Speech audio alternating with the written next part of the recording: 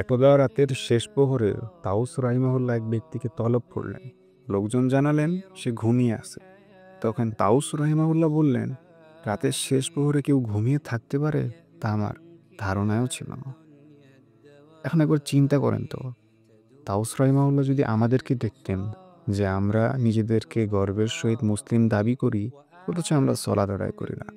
আমরা ফজরের সময় ঘুমে থাকি। আমরা ফজরের সময়টা ঘুমের মধ্যেই অতিবাহিত করি। ফজরের সময়টা গভীর ঘুমে আচ্ছন্ন হয়ে কাটিয়ে দিই।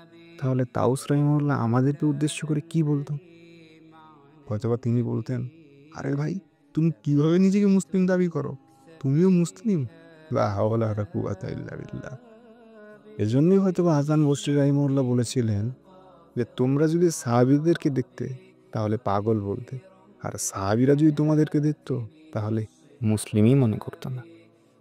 আসলেই তাই, আমাদেরকে যদি তারা দেখতো মুসলিমই মনে করতো না।